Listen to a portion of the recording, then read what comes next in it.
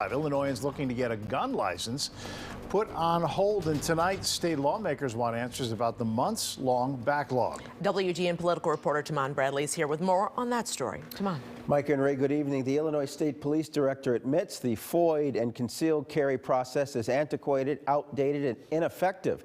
It should take 30 days to process a FOID card application, but right now the wait time is 121 days. It takes 145 days for a concealed carry license.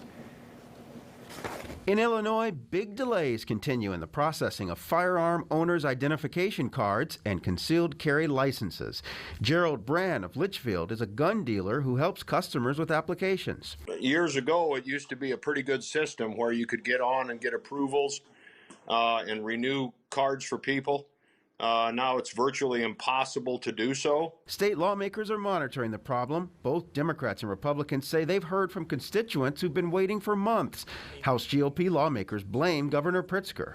Law-abiding gun owners should not have to endure ridiculously long periods of time to get their FOID cards renewed. My constituents fear that they are falling out of compliance with the law because they cannot either apply or renew their FOID card in time. Illinois State Police acknowledge the backlog problem, pointing out that the number of FOID card holders has grown from 1.2 million people to 2.2 million in a decade, including a 167% increase in applications from 2017 to today. In 2020, there was a significant increase in purchases of firearms, by an enormous amount. So it just exacerbated the backlog that already existed. To clear more applications, ISP says it's hired more firearms eligibility analysts and overhauled the online application process. Republicans say the website doesn't work. Some want to just scrap the FOID card system.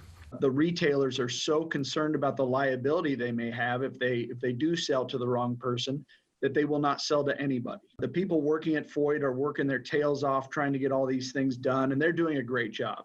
They just don't have the leadership to fix a broken system. Democratic Senator Julie Morrison, who is pushing to have FOID card applicants fingerprinted, says her bill would help clear the backlog because it would provide money for ISP to hire more people to process applications. The other very important thing it does is provide the resources that the state police need to adequately staff up so that they can do these registrations, these renewals on time. One thing to remember about the FOID card, the problem impacts not only people who want to buy guns. Some people need a valid card for sportsman clubs, private security jobs, and even working in firearm stores.